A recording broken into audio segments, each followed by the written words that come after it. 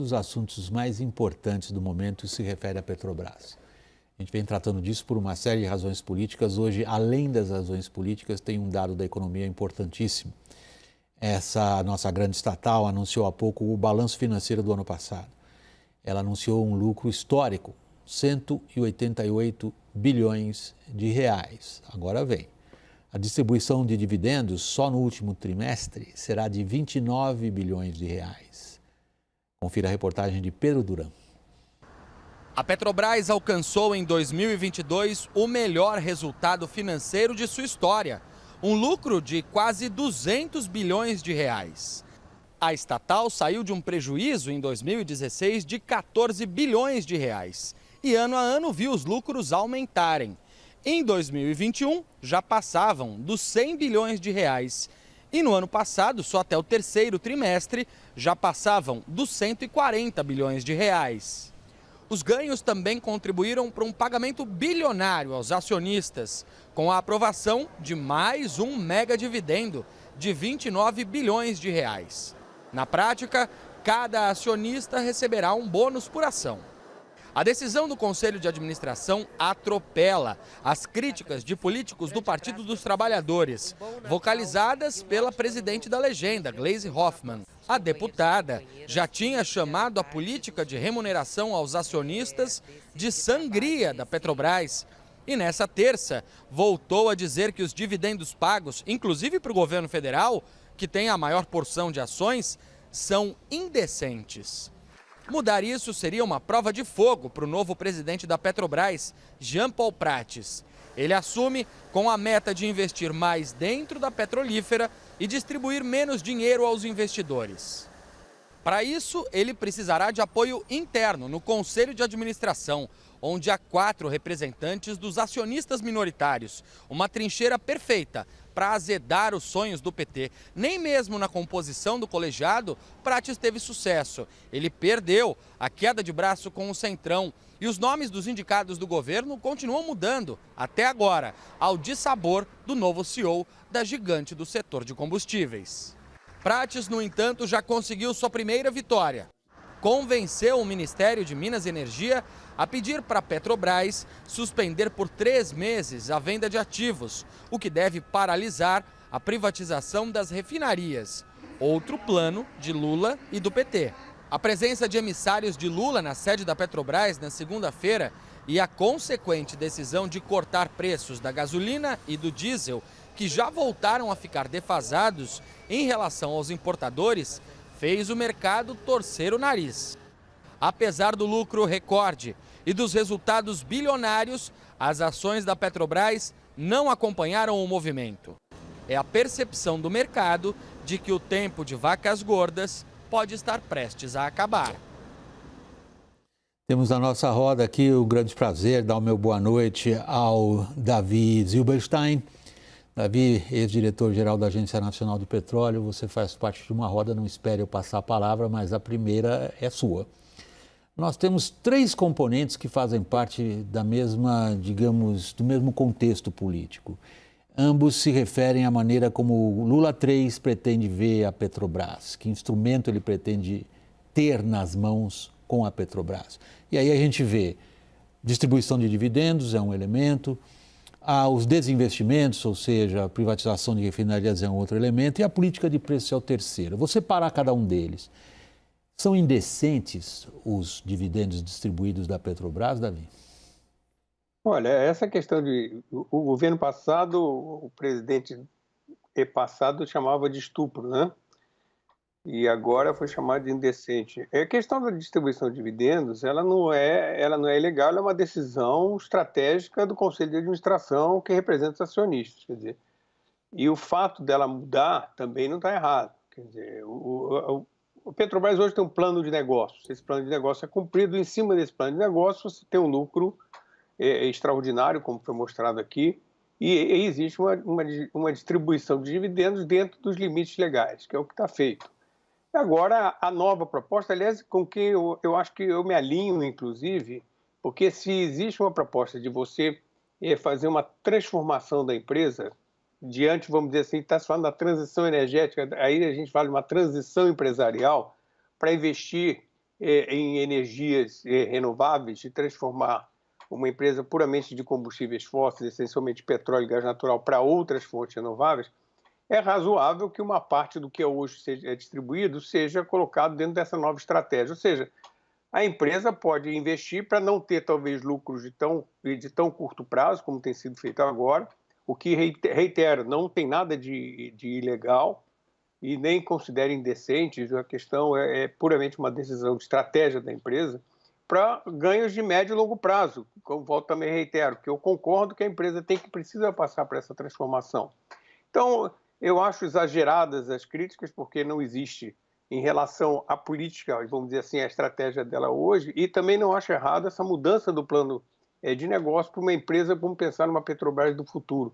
A Petrobras do futuro vai ter que investir mais em novas formas de energia e seguramente parte desses dividendos são distribuídos hoje, vão ser usados para outros tipos de investimento. Ou seja, a questão não é moral, é estratégica, Raquel. É puramente estratégica, William, porque às vezes é tratado, principalmente dentro do PT, e o tweet da Gleisi sugere um pouco isso, como se o pagamento dos dividendos estivesse sendo feitos para fundos estrangeiros, capitalistas americanos que estão roubando o nosso dinheiro. Não é nada disso. O maior acionista da Petrobras é o Tesouro Nacional e é ele que recebe a maior parte desses dividendos. Isso é usado para fechar as contas públicas, para fazer política pública. Então, esse é o primeiro ponto. O governo Jair Bolsonaro fez uma antecipação de pagamentos de dividendos para poder inflar seus resultados, que também foi ruim. Agora, o que a gestão está fazendo que muda em relação à política anterior? Ela está pagando um dividendo ainda recorde, um mega dividendo, mas está retendo um pouco para o que eles estão chamando de investimentos. Porque a questão do dividendo, se você vai reter e não vai pagar tudo aos acionistas, e aí, reiterando, acionistas que o maior é o Tesouro Nacional, você precisa saber o que você vai fazer com esse dividendo. Você vai fazer subsídio para financiar o consumidor de gasolina ou de diesel ou do combustível que a Petrobras está produzindo? Isso distorce o mercado. Você vai usar esse dinheiro para fazer refinaria e tentar imaginar que você vai isolar o Brasil do mundo e do mercado internacional e tornar o Brasil autossuficiente? Isso é olhar para trás. Ou você vai investir na Petrobras para tornar ela uma empresa olhando para o futuro. Que é na transição energética. Exatamente. O que você está seguindo a linha de raciocínio do Davi em boa medida. Você supõe que haja um pensamento estratégico em relação ao papel da Petrobras. É o que eles disseram no balanço neste momento. A gestão está mudando. Mas o que nós estamos vendo é uma forte pressão do PT, o partido que tem um governo no nome de Frente Ampla, de ter o domínio das decisões estratégicas ou políticas de maior imediatismo da Petrobras. Daniel e, na sequência, o Caio. O que o PT quer da Petrobras? Tem vários conceitos que me parecem bastante claros que o PT e principalmente Jean Paul Prats querem da Petrobras.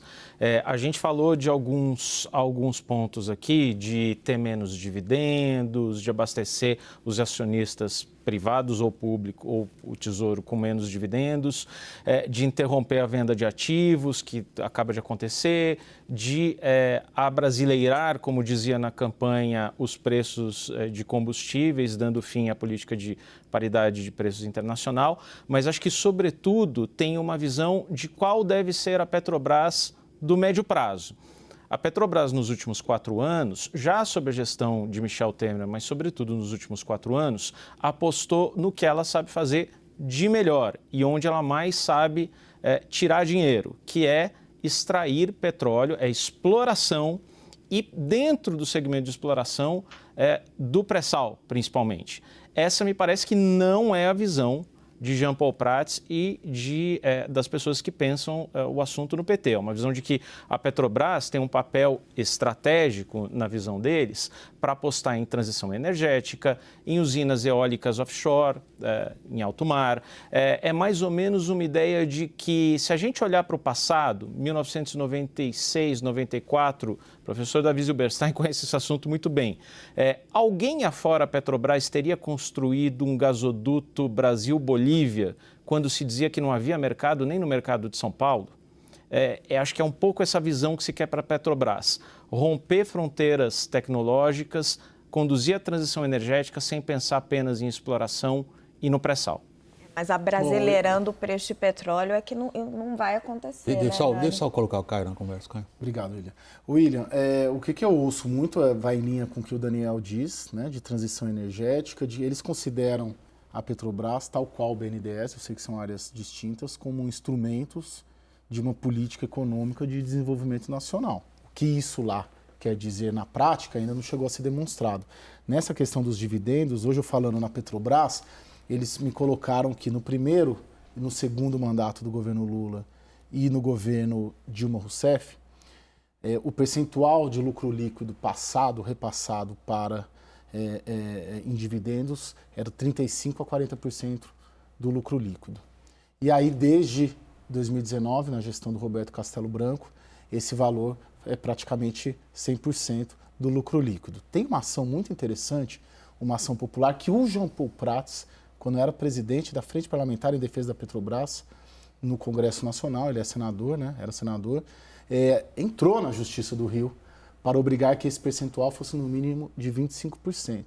Então, o pensamento do novo presidente da Petrobras, já levado, porque a informação que eu tenho aqui, isso já foi levado ao presidente da República, é de que, em vez dessa transferência na casa de 100% do lucro líquido, que retorne a esses patamares de algo entre 35% e 40%. Que seria para... Desculpa, eu te interrompi, você conseguiu dizer o que você queria, não? Não, só estava ponderando o que o Daniel falou, assim, abrasileirando o preço dos combustíveis e o que significa, na prática, fazendo um subsídio em relação ao preço internacional, você não vai conseguir fazer esse investimento todo. O que o Caio estava ponderando, que é essa mudança na política de distribuição de dividendos, de novo, acho que é o meu ponto e, né, acho que o professor Davi pode colocar também, isso não é um problema, isso é uma decisão da empresa. A gente só precisa saber o que ela vai fazer com esse dinheiro. Esse é o ponto que a gente precisa tentar responder. A outra questão que você está levantando, nós vamos tratar, é um daqueles 3 elementos importantes. Davi, você consegue identificar no atual governo, do ponto de vista das decisões empresariais e estratégicas dessa grande estatal, o que ele quer dela?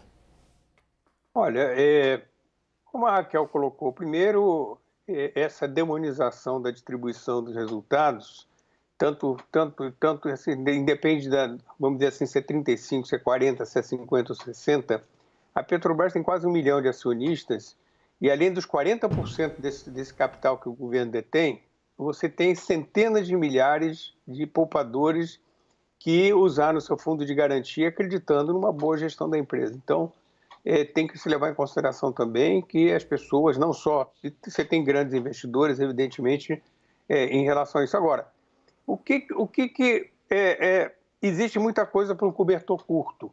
Como eu falei no início, eu acredito que faz sentido, como na maioria das petroleiras do mundo, existe para a transição energética, existe junto o que a gente pode chamar de uma transição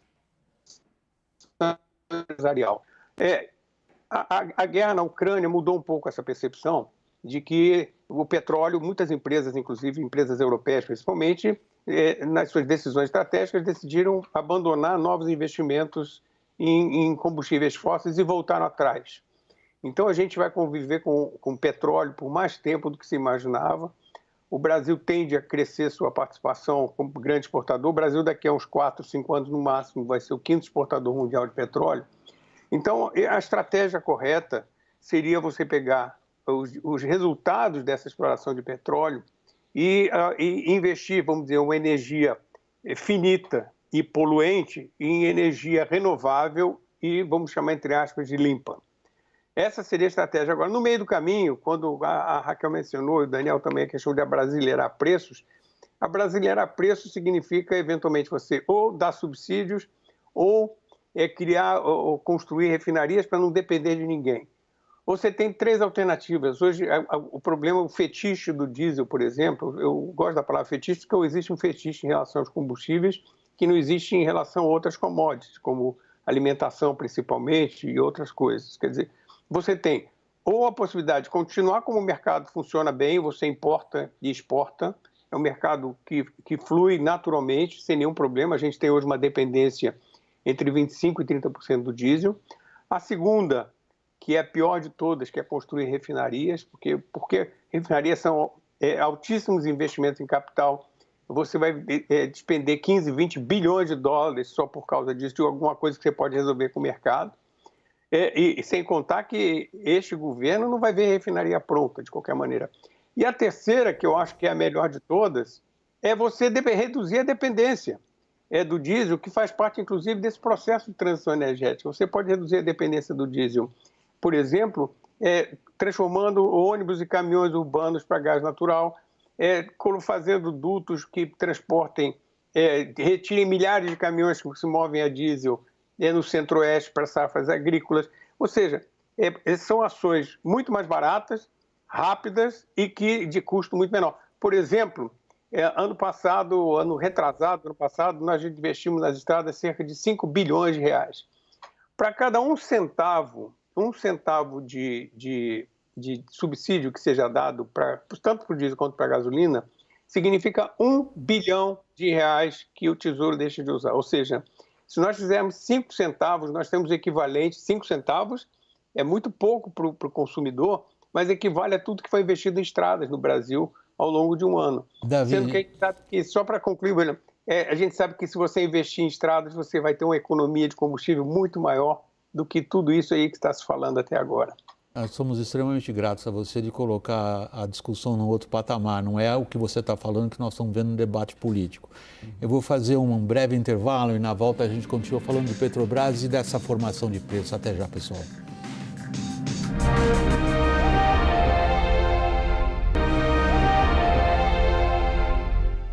Davi, voltando do nosso segundo break, não nos resta muito tempo. Davi, queria ver o que você antecipa que seja a possível política de preços que o governo quer trazer para a Petrobras.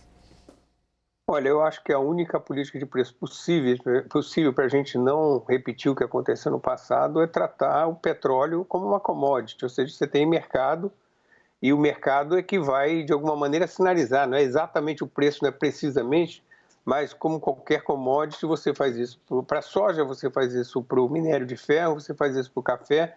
Não deveria ser diferente com o petróleo. Se a Petrobras, também sendo bem objetivo, se a Petrobras vender mais caro, o importador vai ganhar mercado da Petrobras. Se a Petrobras vender mais barato, ela vai começar a ter muito prejuízo e nós vamos ter desabastecimento. É simples assim. Então, dentro de condições de mercado, se ela fugir da regra de mercado, no mercado onde a commodity tem que funcionar como commodity, nós vamos ter sérios problemas, como a gente já teve no passado. Então, a discussão não vai ser mais o lucro recorde da empresa, mas, novamente, a dívida recorde que ela teve no mundo, que ela foi a maior dívida corporativa no mundo no final dos anos 2020, 2017, 2018. Daniel, Caio e Raquel, o que vocês antecipam já que possa vir a ser a política de preço da Petrobras? Começando por você, Daniel. Com a ressalva de que realmente esse ponto colocado pelo Davi é nevrálgico para a estratégia que o PT e Jean Paul Prats gostariam de ver implementadas na Petrobras, que é o risco de desabastecimento se eu abrasileiro os preços de petróleo e, portanto, desestimulo qualquer importação, porque, afinal de contas, a Petrobras está vendendo de forma subsidiada aqui. Acho que esse é o choque de realidade com o qual vão se defrontar, mas me parece claro que a tentativa que será perseguida é de mudar a PPI, a Política de Preços Internacionais, deixando de seguir a cotação internacional, sim, e regionalizando os preços, ou seja, pegando um grupo de refinarias, digamos, do Sudeste, ou do Sul, ou do Nordeste, e pegando preços de referência a partir do qual serão balizados os preços de venda na refinaria. Engenharia complexa que corre um grande risco de não dar certo. Raquel? William, a apuração é que os planos são esses, de fazer uma regionalização e ver qual é o custo de cada região. Minha aposta é que eles vão fazer muito parecido com o que acontecia na gestão Graça Foster, que era o seguinte: você não acaba com a PPI, porque isso aí dá um impacto danado no mercado, provoca uma enorme insegurança, você enrola. como a PPI as contas ali da Petrobras nunca foi muito transparente, isso até é uma crítica embasada que se faz à empresa, você disse que você não sabe quanto tempo que qual é o prazo de fazer reajuste, que isso é um segredo estratégico, e você vai enrolando e vai ficando ali um subsídio embutido até que isso aparece nas contas da empresa, no balanço ao longo dos meses e dos anos. Você, nas suas apurações, teve a oportunidade de, eventualmente, William, dizer o que eles querem fazer o que eu ouço tanto em relação a essa mudança na política de dividendos quanto ao PPI é de que nada será feito de forma brusca. Acho que bate um pouco com o que a Raquel está dizendo. Qualquer mudança, de alguma maneira, tocada de forma gradual. Eu observaria muito o Rio Grande do Norte, a experiência que vai ser feita no Rio Grande do Norte, que é o estado do Jean Paul Prats, governado pelo PT, e é onde está a principal matriz de energia eólica, e o Jean Paul Prats tem pretensões eleitorais lá em 2026. 2026. E grande parte de tudo que a gente está falando aqui torcer para que ele amanhã ele dá uma coletiva às 3 horas da tarde, lá no Rio de Janeiro, possivelmente. A gente espera que esclareça nossas dúvidas aqui, né? Às 15, né? Isso, eu acabei de checar aqui, às 3 horas, 15 horas. enfim, lá na Petrobras.